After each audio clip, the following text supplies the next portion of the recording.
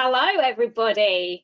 It feels like it was only 12 hours ago I was here, and that's because it was only about 12 hours ago that I was here doing a webinar.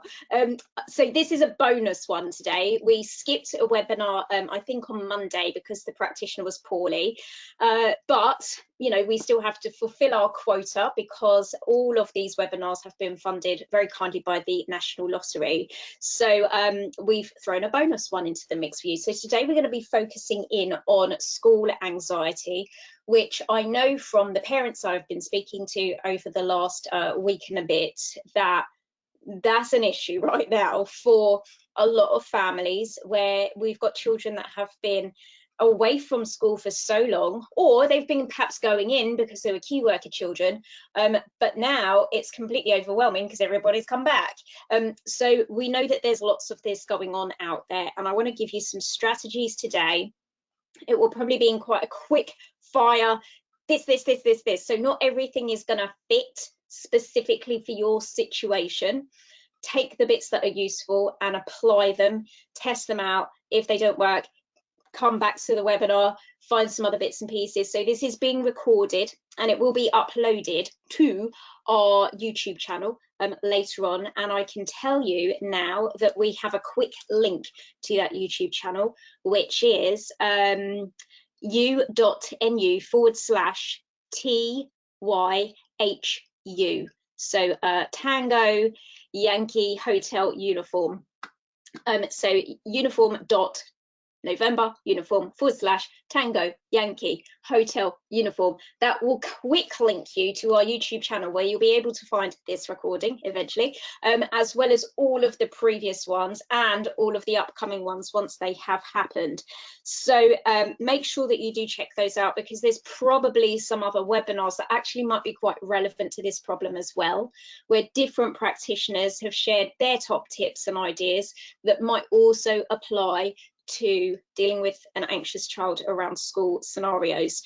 So speaking of the fact that these sessions are funded, as you know, Superheroes is a non-profit organisation that helps children and families with mental and emotional issues, and we rely on the funding from people such as the National Lottery, but those sources of funding are few and far between. So quite often we rely on our own practitioners' very creative fundraising efforts, as well as kind donations from other people. If you are in a position to be able to donate to Superheroes, please give if you can by visiting superheroes.org/funding and make a donation of your choice. And the final thing for me to mention at the very start is that if you have found the previous webinars helpful, if you get to the end of this one and think that's really handy, then we do have a subscription through our sister organisation, NLP for Kids,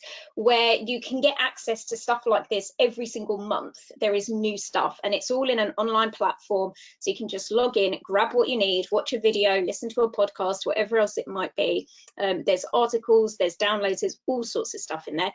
It costs £5.99 a month, and when you sign up via the link, which will be in the description box of the YouTube videos, then £1 of your monthly spend will come back into Superheroes. So it comes back to us here at Superheroes if you sign up to that membership platform. All right, without further ado, let me get cracking and talk to you in a bit more detail about school anxiety.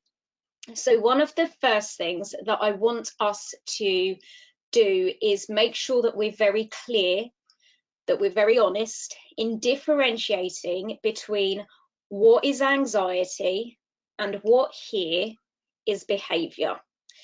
Now, the reason why I say this is because I see a lot of children and young people who have symptoms that could maybe even fall into both categories. You know, maybe they are a bit anxious, but then it's almost like that anxiety gets played on, it gets over exaggerated, it gets ramped up, and then actually what we're really dealing with is a behaviour problem, because we've maybe got, I don't know, hitting, shouting, anger, aggression, frustration, all of those sorts of things. If that is the case for you, where actually you're thinking about it now going, maybe it's not anxiety, maybe this is a behaviour problem, I'm going to refer you to some other resources. So we've already had a webinar, which is called Setting Ground Rules and Discipline. That one's going to help. We also have had an anger quiz where you can kind of find out a little bit more about like the sources and roots behind anger. Those are both on the YouTube channel that I've mentioned, the u.nu/TYHU. Those are going to be webinars that are more in alignment with dealing with anger and behavioural problems instead. And they may be a better starting block, because what I'm going to really focus on today is the genuine anxiety side, not where it's actually quite possibly a behavioural issue that's going on. So hopefully that's clear, because there is a difference between the both. And as practitioners, we would treat those two different issues quite differently. You know, we would treat someone with anxiety differently to the way that we would treat someone who is having a behaviour problem. All right, so I'm also going to start today with something I would usually say right at the very end. I'm doing it all backwards today, but that's because I think it's such an important thing. I don't want it to sort of get lost and just be like the tagged on the end bit. I'm going to say up front, get help. Don't be ashamed or afraid or embarrassed or too proud to ask for help. So I'm going to give you some different ways in which you can reach out and who to reach out to for this particular issue around school anxiety. The reason why I'm recommending it so strongly up front is not because in any way do I doubt that you are saying and doing all the right stuff. I would put money on the fact that you, as parents, are doing and saying all the right stuff. The problem is that you're also the person that tells them to pick up their pants. And so that means that when you say the stuff which is going to help them to overcome, you know, mental health or emotional issue, it carries the same kind of message as pick up your pants, which is an easy one to just sort of go, oh, she's telling me to pick up my pants. We then end up with, oh, she's telling me to, you know, notice how I'm thinking and make some changes to it. And even though it's really good advice and you're saying the right things, it's because it's you that's saying it that it doesn't get processed in the same way. And we've all had an incident like this where, you know, maybe your best friend or your mom has said to you, you should do this, and you kind of go, huh, yeah. And then someone that you deem to be a bit more professional or a bit more expert in some way gives you the exact same piece of advice, and you go, that's a really good idea. and then, you know, the person that said it to you originally is like, I said that. I told you to do. Why didn't you listen when I said it? And it's because sometimes we just need to get the message from someone different for it to really penetrate into our brains. So I'm going to say, don't be ashamed to get help. And here are some places that I'm going to refer you to for reaching out to help. So place number one is going to be the school. All right. If you are having issues with your child either getting into school or feeling anxious during their time at school, in my experience, the vast majority of the time, schools are actually really understanding about this. And now more than ever, now more than they have ever been, because, you know, I presume you got to Chesham okay yesterday? Oh, sorry, if you could just keep your microphone switched off, that would be great. We just got a little bit of interference there, maybe jump. All right, so yeah, please do speak to schools, because your schools will have bags of experience in dealing with this, and they're going to be seeing a lot more of it these days, because there are so many more children who are feeling school anxiety than they ever did before. And it might be that they've got some strategies that have worked really well. So for example, I spoke to a parent this morning who right now, her daughter is going into school in the mornings, not through the main entrance. She's actually going in through the staff entrance round the back. And then she's going into the library and taking a little bit of time in the mornings before, you know, the rest of the school day happens. And it's like the problem isn't solved yet. That road was open again last night because me and Helen were sitting there thinking, oh God. Completely mute you. There you go, because you just keep coming on and interfering a little bit there. I'm sure you're having a wonderful conversation in the background. All right, yeah, if I could just ask you all, please keep yourselves on mute so that I don't hear your lives going on in the background, because it's going to feed back to everybody else. We'll all end up hearing it. All right, so where were we? Thing number 2 is there are services available for free if you have a child who has extreme levels of anxiety. So if you haven't already heard of it, I'm sure many of you have. It's called the Children and Adolescents Mental Health Service, or otherwise known as CAMHS.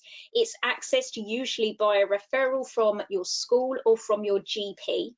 They are most likely to refer you to services such as cognitive behaviour therapy, and it's free. There's a downside. The downside is the waiting list will be long, but there is help out there if you want to tackle things from that particular angle. Thing number 2 is through Superheroes. So as I mentioned, Superheroes is a not-for-profit. We do offer sessions to children and young people. Oftentimes we do so completely for free, because we have attracted funding to be able to pay for the sessions for you, and we normally deliver up to 5 sessions. We use a methodology called NLP, which is an alternative type of cognitive behaviour therapy. You will need to apply to be able to access funding, and you do that by reaching out to the practitioners that are listed on the website to see if someone can give you a consultation session, and then they make the application on your behalf. The downside to that is right now there's a waiting list with us too, because we are waiting for more funding to come in before we're able to offer more free sessions at the moment. We literally just used up our funding about 2 weeks ago, so really recently. And then the third, or is it third, maybe fourth option by now, is that you go private, meaning that you pay for help, which you can do by accessing all sorts of different services. So another one that I'm affiliated with quite strongly is NLP for Kids. So this is a private service that offers NLP, so the same type of alternative cognitive behaviour solution, and it's fast because there is no waiting list. We could see you as soon as next week, but it's a private institution that you would be dealing with. So there are options out there, and so rule number 1 is don't be shy about reaching out for help. All right, next thing on the list is for you as parents.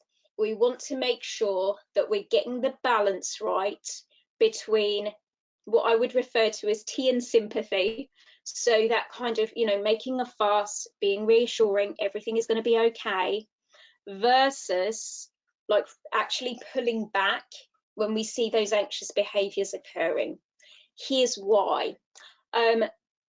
Oftentimes when I work with anxious children, the parents have fallen into a habit, a strategy of, this is going to sound a bit harsh, but kind of dancing around the anxiety. I've got a bit of fluff or feather in my face there. And what that looks like is, it's very reassuring. Everything's going to be okay. If you're worried, you can talk to the teacher. They can always call me. And it's very kind of, it's all very softly. It's all going to be all right. And actually, sometimes what happens is that comfort feels very loving.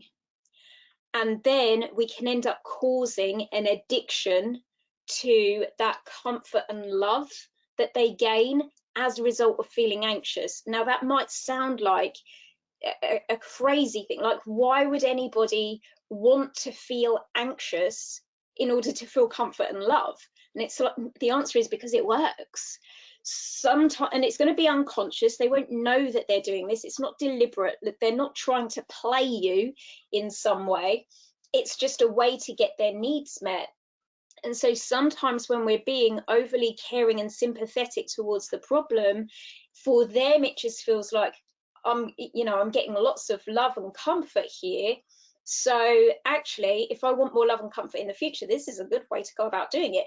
They're not consciously saying that to themselves. They're not consciously thinking that way. It's almost like a sort of internal wiring gets created that keeps leading them then into that direction. Now, that's not to say that we go like hard, cold, you know, stop it, get yourself together. We don't want to go like Sergeant Major with them either. There's a balance. There's a somewhere in between that is the right place to be, whereby our expectation needs to be that they're going to be okay, even if in our heart we know they're probably not going to be okay. But we need to be expectant that it's going to be okay. And then if they're not and they have a wobble, that actually the way in which we're then reflecting on that after the fact is, well, he had a wobble. Tomorrow's a brand new day. And we don't labor over it. We're not going to be stressing about it and going, oh no, oh God, how was it? Was it awful again today? That's just so terrible for you. So we don't want to be getting too much into that tea and sympathy. You know, be quite stoic and matter of fact about it, so that they, if there is any part of them that kind of craves that love and attention and comfort that comes from being anxious, we stop feeding it and we let that, you know, that part of them fizzle out and disappear, and we give them that love and comfort and attention in other ways, ideally when they're being brave and they're going for it. Now, when I say being brave, I don't mean that they, you know, kind of march in with their head held high and their shoulders back. We're probably not there yet. But actually being brave very often is about doing the stuff that you don't want to do when you don't feel like doing it, but you do it anyway. You know, that's what real bravery is. So we want to be like praising that, acknowledging that, giving the, you know, doing the dance around that and not around the anxiety itself.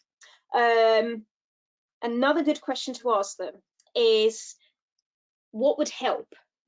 Like, what do you need from me at the moment? What would actually help you? Sometimes this is easier to do if you get them to step outside of themselves. So here's what I mean by that. If you've had a situation like this before where you've had a problem and you're like frozen, you're like a bunny in a headlights, and you're like, I don't know how to solve this problem, I don't know where to go from here, I'm just really stuck. Whereas if it were your best friend saying, I've got a problem, it's kind of easier to say, what about this? How about that? And you can get really creative and come up with some really good suggestions for them. Well, they're in a similar situation whereby they probably deep down within know what they need to do in order to, sorry, I'm just going to mute, make sure everybody is muted. Please keep yourselves on mute. Thank you. What was I saying? Lost my thread there. We often know deep down within what it is that we need, but sometimes we struggle to find it because we get too stuck and we can't see the wood for the trees. By the way, let me just mention here, if you have got any questions or comments at all, you have got a chat box. Please feel free, type stuff in there, ping it over. If you could just keep yourselves on mute for now, because the background noise is a little bit jarring. All right, so what we can do to help them gain that perspective that they need, that kind of outsider perspective on their own situation, is what we call a sort of change of referential index, which means that you're not seeing it from your perspective. It's like when you third person yourself, if that kind of makes sense. Let me explain it in a bit more detail. There was a study that was done with some students in America, and one of the things that they had them do was, so they split the class into two separate classes, put them in two separate classrooms. And in one group, they said to them, I want you to look out of the window and imagine that you see a field full of corn. And I want you to come up with as many different ideas and suggestions around how you can use the corn to make use of it. So they wrote down a list of ideas. In classroom number 2, they said to them, I want you to imagine that somewhere miles away in Europe, they have a field which is full of corn. And I want you to come up with a list of ideas around how they could use the corn. When they brought the two group suggestions together, what they noticed is that the group that had the, the problem of what should we do with the corn right outside the window came up with ideas, but the ideas were like kind of shallow and low level. So it was like, we could make cereal. And that was about it. It was just like obvious stuff. With the group where they said to them, imagine that this field of corn, so the problem you're dealing with, is miles away, it's on a different continent.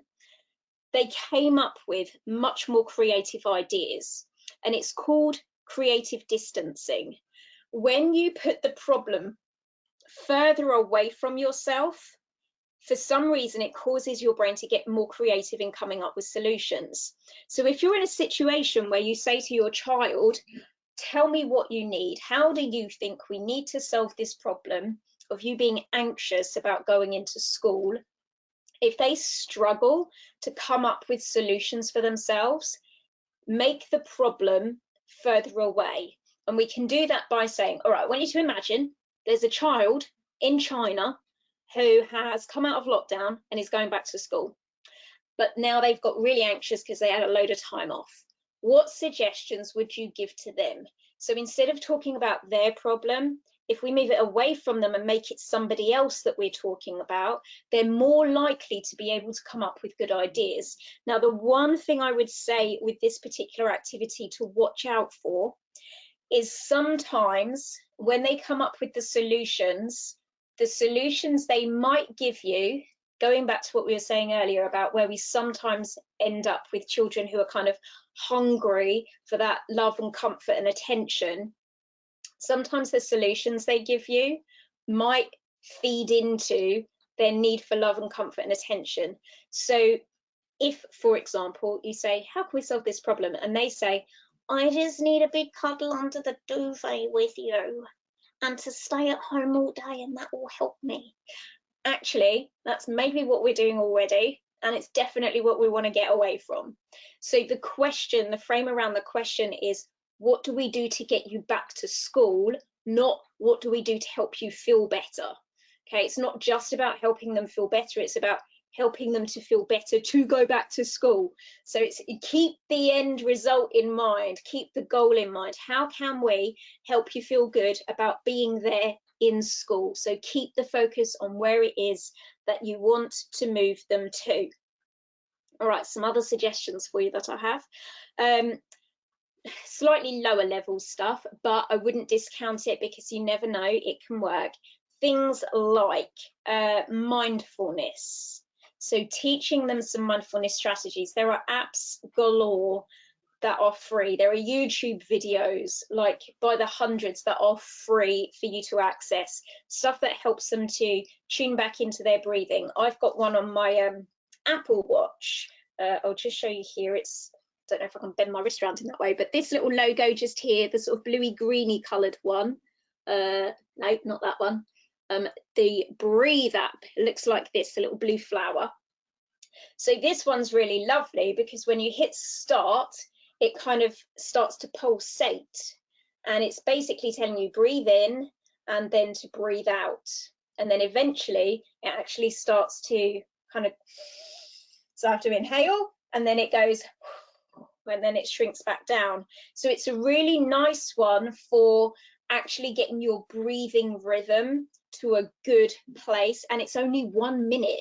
So literally 1 minute at a time, and you can set it up so it reminds you throughout the day. So there's all sorts of different little gadgets and gizmos out there, and they do make a really big difference. And I know it feels like, oh, it's just such low level stuff, it's not going to cut the mustard for the big anxiety issues that we've got, but actually when you use this stuff regularly, it does make a difference.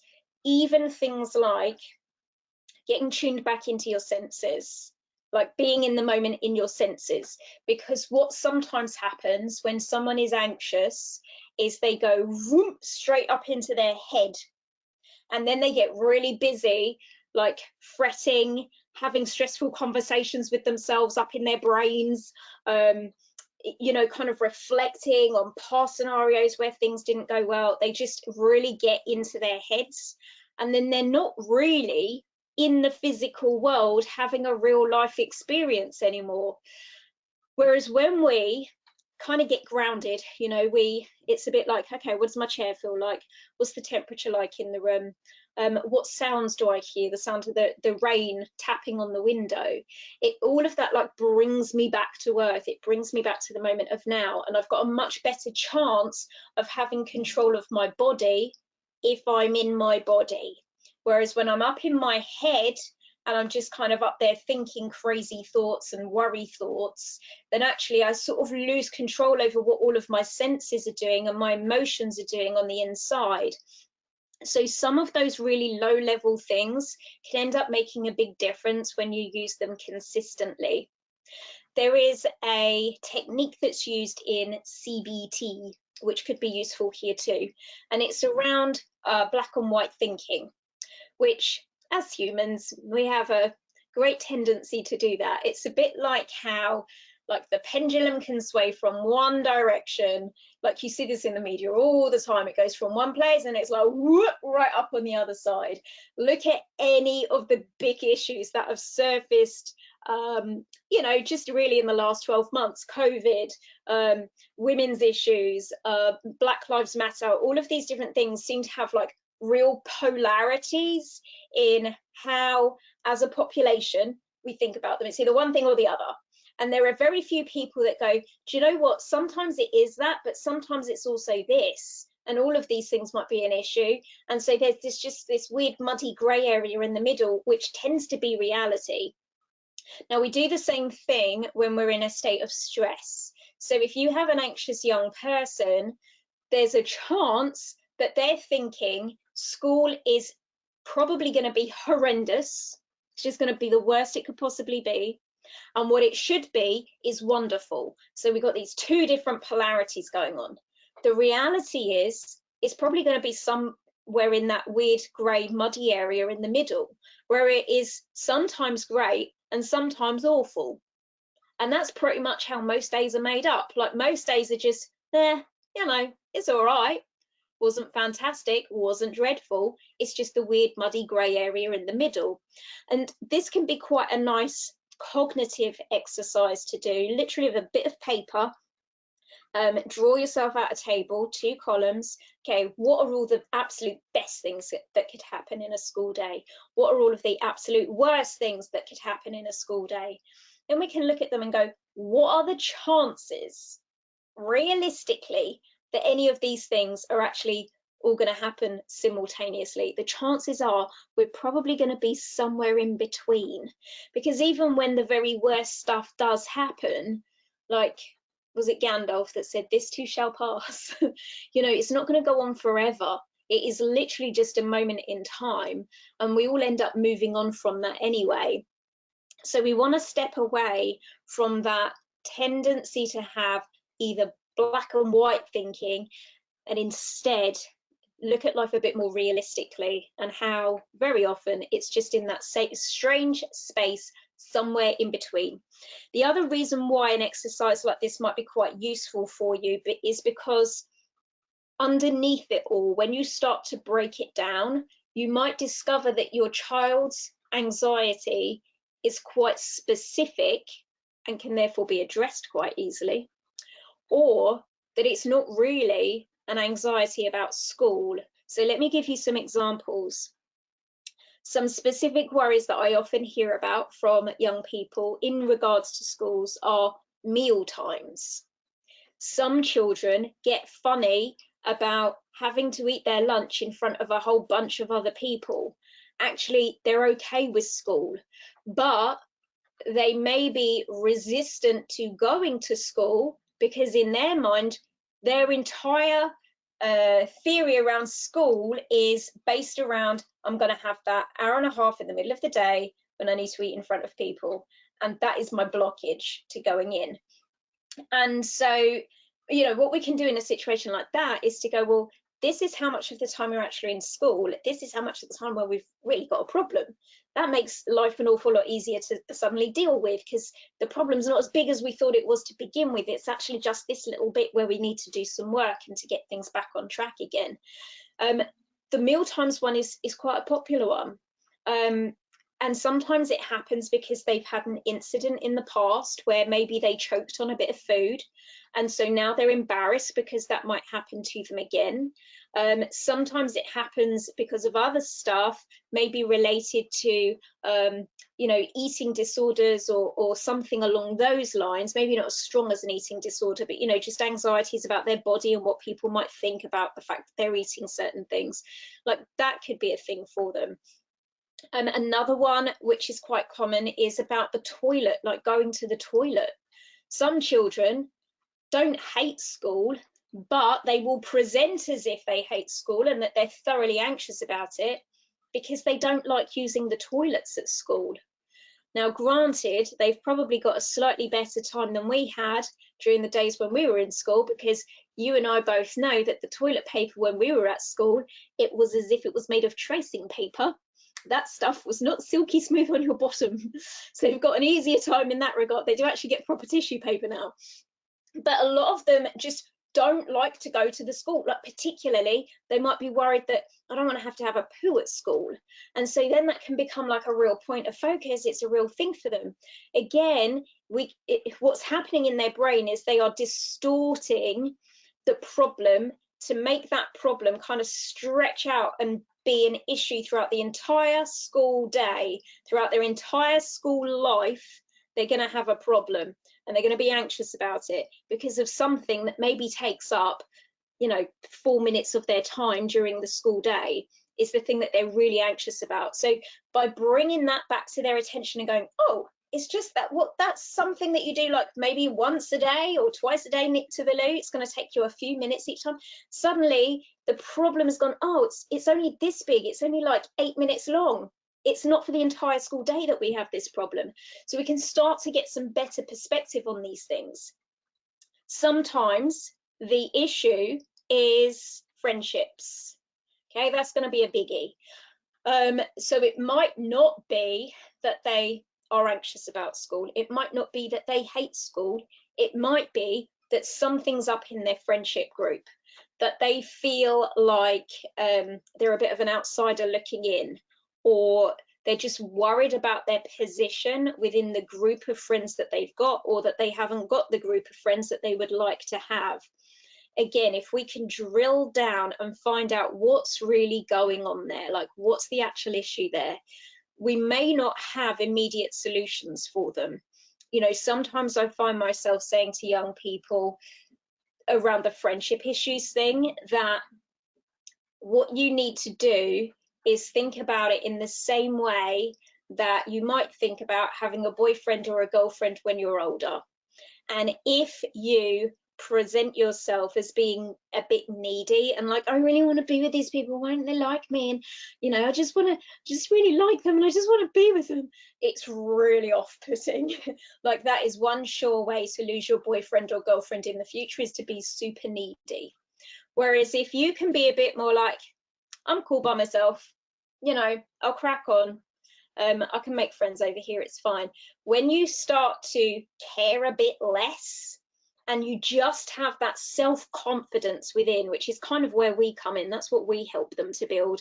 When you can have that self-confidence to sort of walk with your head held high and shoulders back, and it's a bit like, you know what, if you want to privilege yourself by hanging around with me, then go for it, but if you don't, then it's your loss. When you have that sort of an attitude, that's what draws people towards you. People kind of, they're like, they seem like they're kind of interesting, they're confident about themselves, I feel like I'm attracted to that, and then suddenly people want to be around you. So if we can get them kind of perceiving those situations in a different way, they'll present themselves in a different way and they'll start to get different results. And there's a whole host of other issues that might not really be school overall, but it's just a tiny little fraction of what school is. PE, or a specific lesson that they don't like, a specific teacher that causes them a problem. Right now, there's a few of them going back where the specific issue is COVID, because they are anxious about catching it, passing it on, other people not adhering to the same standard of hygiene that they might do. And so then we've got, you know, whole conversations that we need to be having around the virus and our immune system and all of those sorts of things. One of the things that I said at the very, very beginning of the pandemic, which is on the NLP for Kids YouTube channel, if you want to go back and look at that video, is around reminding our children that they are strong, that they have good immunity, that human beings are robust, resourceful, like powerful creatures. We are smart, we find ways through problems. This is all of the stuff we need to be reminding them about, because as soon as we think of ourselves as like fragile, frail, victim-like, you know, of course that's not going to make you feel good and is going to increase on the anxiety. So we want to really be building our young people up by reminding them that, like, you are strong. You'll be all right if you get COVID. Of course you will. You'll be absolutely fine. You know, it will just probably feel like a sniffle for you. Like, put it in those sorts of terms around the chances are you'll be fine and you won't ever get it. And if you do get it, you're probably still going to be absolutely fine, because you're a strong, healthy human being in that way. So just keep it balanced in terms of perspective if we discover that there are one of these kind of very specific issues that are actually bubbling away under the surface. All right, so a couple of other things that I think are going to be useful for you to know and do, which are more on a technique side of things. The first one is a process called anchoring, which is an NLP process that is used to help someone change their emotional state really quickly, so that if they are in a state like anxiety, we can get them to change that emotion into something that is more helpful, such as feeling happy, feeling calm, feeling confident even. And we can do it almost as quickly as touching a button. Here's how it works. We are going to ask our young person to remember times in the past when they did feel good. And I would use at least 3 different memories. All right, so we're going to need to come up with a few here. We might need to tease it out of them a little bit. So can you remember a time in the past when you did feel confident? Can you remember a time when you felt brave? Can you remember a time when you felt happy? Can you remember a time when you felt calm? And we want them to share with us as specific as possible. So very super detailed memories, not just like, yeah, I had a nice holiday once upon a time, but an actual moment in time, a very specific point in time when they had this experience of feeling those good feelings. Now, here's what happens when we do that. When they recall the memory, so let me just draw it. This is an ambiguous graph, by the way. So across here we have time, and then up here we have the strength of the feeling or the emotion that they're recalling. So if we said, can you remember a time in the past when you felt super, super confident? And they say, yes, actually I can. We go, great, I want you to fully remember that memory. As they recall it, the feelings will start to come back as the memory comes back into their consciousness. As the memory fades away and finishes, so will the emotions that go with it. So we end up with this point in time where their emotions in those few seconds there are actually really strong. And we are going to use those for the future, for whenever they're feeling anxious. These are going to be the emotions that we tap into. So here's how we do it. We're going to create an association between the feelings that are connected to that memory and a physical action that they can discreetly do when they're going into school, when they're in school, in the classroom. Nobody else needs to know that they're doing this to give themselves a positive emotional boost. And it could be something like squeezing their finger and thumb together. It could be something like pushing into the palm of their hand, which they could just do discreetly like this. Could be making a fist, just something that they can do without other people knowing that they're doing it. So here's what we're going to say. We're going to say, go back to that memory of the time when you felt uber confident, close your eyes, go back and see what you saw back then. Hear the sounds that you heard when you were in that experience and really feel those feelings of being completely empowered and confident all over again, even breathing the way that you were breathing back then. And as you do that and those good feelings come back, as soon as they are at their strongest point, which was that bit at the top there, then I want you to squeeze those fingers together, or whatever gesture it is that they've chosen. We're going to get them to hold their fingers in place there, squeezing their fingers together, pushing their hand, whatever they're doing, for somewhere between 5 and 15 seconds. All right, so if they were here right now, it would look at something like this. We'd say, can you remember a time when you felt really, really confident? And they go, yes, there was a time actually. We go, great. Is it a specific moment in time? And they say, yes, it is. And we go, perfect. All right, close your eyes, go back to that time, see what you saw, hear the sounds that you heard, breathe like you were breathing when you were super confident, and really feel those feelings flooding back into your body, filling you up with confidence all over again. And as soon as those feelings are there, you're going to grab them and squeeze them into your fingers. Ready? Go. And as the feelings fade away, you're going to let go and open your eyes. Okay, that's how the process works. By the way, if you think that this could work for your child and you're like, I'm never going to remember all of this, remember this video is getting uploaded to YouTube. Literally use me as the tutorial. I'll talk them through it. So we're going to do that for several different positive emotions. So we'll maybe use confidence, we'll maybe use brave, we'll maybe use calm, we'll maybe use like the feeling of falling down laughing and really getting the giggles, something that's got some really powerful oomph to it. And we'll come up with a memory for every single one of those positive emotions. We're going to do it in the same place, so on the same fingers every single time, so that we end up with confidence, bravery, happiness, and calm all stacked up into these fingers, which means that later, when they are feeling worried or anxious, they can squeeze that finger and thumb together and their brain is going to remember, that's linked to those feelings. So some of you might remember from your, I guess, biology classes way back, Pavlov and his dogs. So with Pavlov and his dogs, he conducted a study whereby he rang a bell every time he fed his dogs.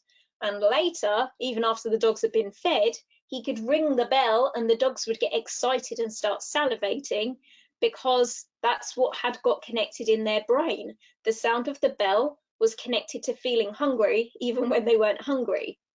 And this works on a similar principle. We're creating a connection in their brain between this action and feeling those good feelings. Now, there's one thing that makes this work even more strongly, okay, makes it even more powerful for them. And that is if they remember to squeeze their fingers together at a point in time where they're having a real life good experience and not just a memory that they're recalling. If later on today or over the weekend something happens that makes them like cry with laughter, like they really get the giggles about it, get them to squeeze their finger and thumb whilst they're giggling, because it's like pouring all that good stuff in, like we're setting up an even stronger connection because it's a real life good feeling. And what we want to have, so as I mentioned, I think this process is called anchoring. All right, so that little connection that we've made is called an anchor. We want to have it so that later on, let's imagine that going to school, if we could measure it on our ambiguous bar chart, is somewhere up here. All right, there's the unhappiness of going into school. We need our anchor to be this strong. All right, the anchor that gives them the good feeling, we need that one to be here. All right, significantly greater than, stronger than any of the bad feeling that they might have otherwise had.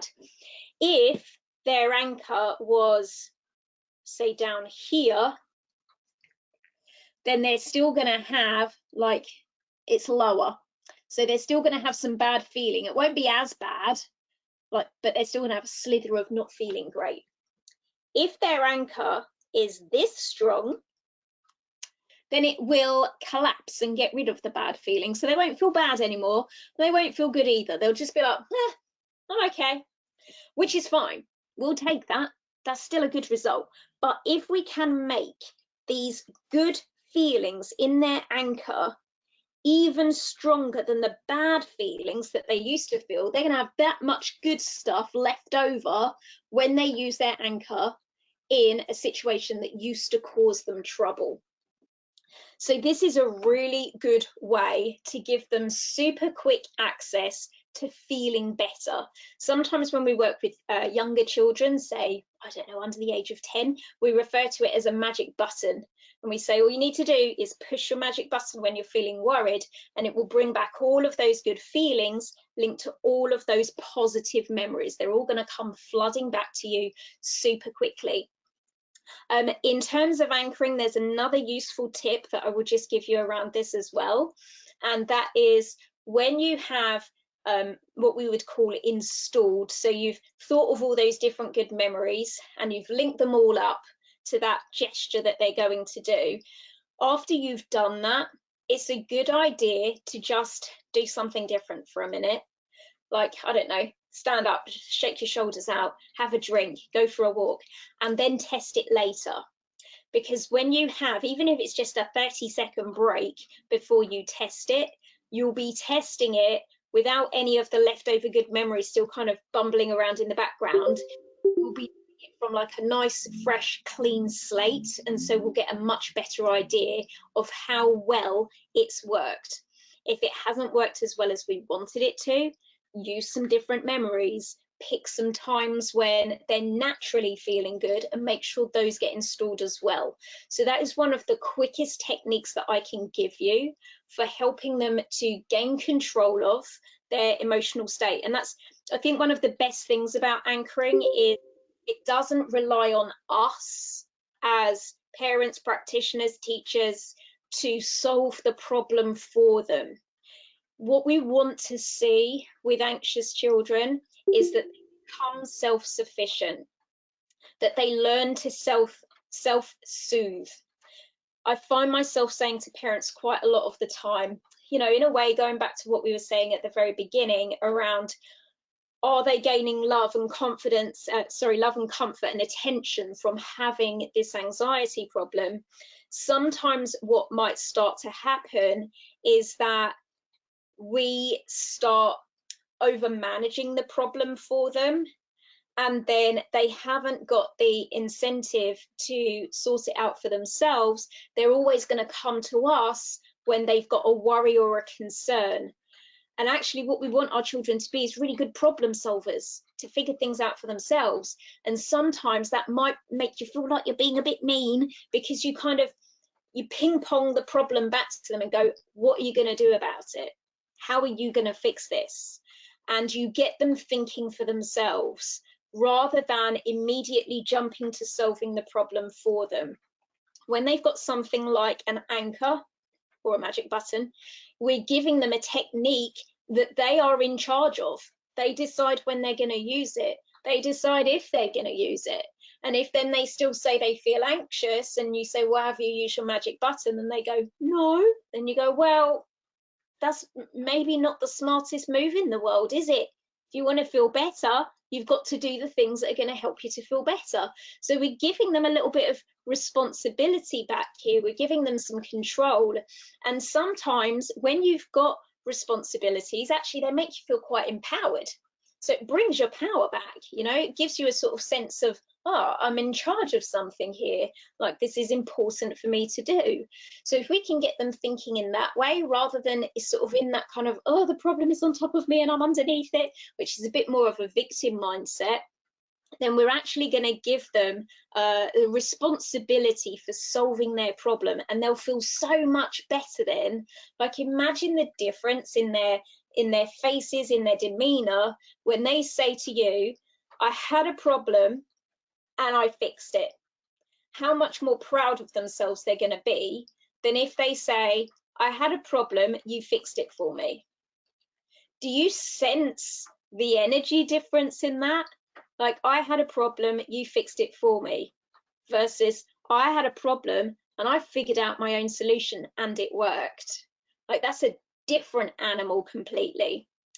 So I'm conscious of the time. We've got about 10 minutes left. Is if there's anything you want to add, ask, or mention, please feel free to ping that over in the chat box now. There's one more thing that I think is really important to share with anxious children, and that is to make sure that their language is serving them in the best possible way. And I don't just mean the language that they use outside, talking to you, but also the language that they use inside their heads. How are they talking to themselves in their minds? We have a tendency, just as human beings, to be way too dramatic sometimes and to be completely over the top when we didn't need to be.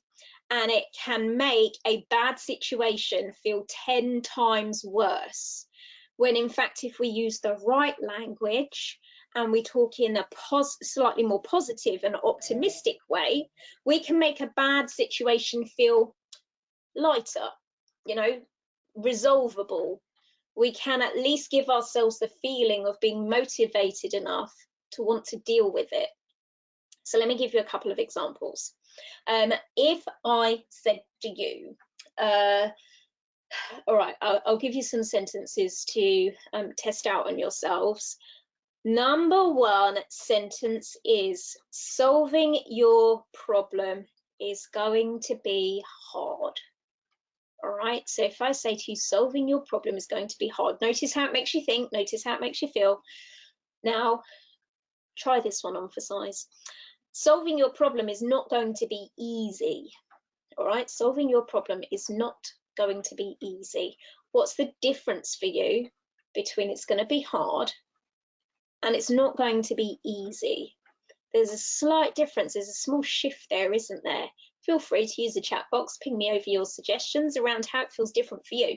I'll explain how it feels differently for most people. It's not one size fits all, so we are all different. For most people, thinking that something's going to be hard deflates them. It feels heavy. It feels stuck. Feels like it's going to be difficult. Whereas if they say to themselves, solving this problem is not going to be easy. Not going to be easy has this implication of, all right, it's maybe not going to be straightforward, but it's a bit more doable. Like, it feels like, I don't know, we could get somewhere with this. There's a bit more optimism in there. So we want to be listening out for how our children communicate about their anxiety. Do they make it sound like it is stuck and permanent and huge? Because if they do that, it's probably not helping them to get on top of it. And I would suggest that, we pick them up on this in how we respond and feed back to them to correct these things that might be making it feel more daunting than it needs to be. But I'd also recommend teaching this to them as well and getting them to correct themselves so that they also have a handle on it inside their own heads. In the same way, if you think about, would you rather have a problem or would you rather have a challenge? Okay, a problem or a challenge. Most people feel that having a problem is like, ugh, like it's going to be painful. I'm going to be firefighting. When it's gone, it's like there's no reward. It's just the pain is gone. Whereas if you have a challenge, that's a bit more like, yeah, all right, bring it on. I want to take this on. It feels a bit more like there might be zip wires involved. It feels like there could be a reward or it could be fun at the end. So if we think about anxiety as a problem, she's got problems going to school at the moment. He's got big problems with getting up on a Monday morning because he hates school so much. Sentences like that, you think about the power that they carry, the inference that they have, and the suggestion that they bring with them. it's not going to really be useful. We're not telling them the result that we want them to have. Whereas if we say, you've had, it's in the past now, you've had challenges with getting up in the mornings. We're talking challenges now, we're not talking problems anymore. You've had challenges with getting up in the mornings, and we're working on making this better. It's very different to, we've got problems getting up in the mornings, which just sounds really like really painful. So get them to think about how they represent this problem to themselves. Talk to them about changing the way in which they articulate it. And if you notice yourself or them speaking about this problem in a way which is less than helpful, because it is maybe making the problem seem bigger, scarier, or more stuck than we want it to be, then literally by changing the actual words that we say, it can make a really big difference. Be mindful too of tone of voice. So both the tone of voice that you use when you are communicating, but also the tone that you have inside your own head. Remember, our expectation of their results does influence their results. When we expect them to do well, when we kind of, go at it from, do you know what? I think you've got this. They stand a much better chance, because when we are doubtful of their success, it kind of leaks out in our physiology, and it definitely leaks out in our tone of voice. And we want our voices to sound like we have faith in them, that we believe that they can nail this and move on and have happy times at school. And they need to be talking to themselves in their head using a tone of certainty around the results that they want to get. There's a big difference between saying, I'm going to give it my best shot tomorrow, and I'm going to give it my best shot tomorrow. So we need to make sure that there is that thread of certainty coming through in how we say what we say, so that it's what we would call congruent, where what we're actually saying matches up with the tone of voice with which we're saying it. So final things from me before I let you go for today are the thing that I said at the very, very start: reach out for help. Like, there's no point in going at this alone if you've already been doing that and it hasn't been working. If what you're doing doesn't work, do something different. So start thinking about calling in some experts at this time, whether it's people from the school, whether it's applying for some funding through Superheroes, reaching out to CAMS, reaching out to a private service such as NLP for Kids. Think about now, we're a week and a half into being back at school. Maybe it's time to start taking some steps before this gets, because let's face it, we're going to be at Easter holidays in 2-3 weeks, something like that. And then they're off for 2 weeks, and we're just going to end up repeating the cycle if we're not careful. They need strategies to be able to set themselves straight here. So do reach out for help. Don't be shy about doing that. And other things from me are, if you wanted to repeat back on anything that we have talked about here today, because I appreciate I have sandblasted you with ideas at a very fast speed and pace, you can rewatch this video. It will probably be uploaded today, but you might need to give it a few hours by going to http://u.nu/TYHU, and you will on that channel find all of those previous webinars too, some of which might be more appropriate if you are seeing things that look a bit more like anger and behavior related issues, rather than true anxiety related issues with your children that are being resistant to going back to school at the moment. So I hope that there was some really helpful stuff in there for you, some techniques that you can start to employ and put into action straight away. If you would like more help and advice around this area, please don't hesitate to reach back out to us. Make sure that you're following superheroestraining.org on Facebook, because we upload tons of content there. Make sure that you do follow the YouTube channel as well, because I'm sure there will be other stuff that comes up on our YouTube channel even after this webinar series has come to an end. Likewise, you know, follow all of the NLP for Kids stuff so that you access all of those resources too. And that link again for you, Kirsty, for the Superheroes YouTube channel is U for uniform dot N for November, U for uniform / Tango Yankee Hotel Uniform. So TYHU. So if you go to u.nu / TYHU, it will take you back to the YouTube channel. We've still got 1, 2, 3, 4, 5, 6, 7, 8 more webinars to come up before the end of the month. There is a sleep quiz, which is on Monday. We've got one which is currently due to be homeschooling. I'm hoping we never have to look at that topic again. So we're possibly going to be switching that one up for something else.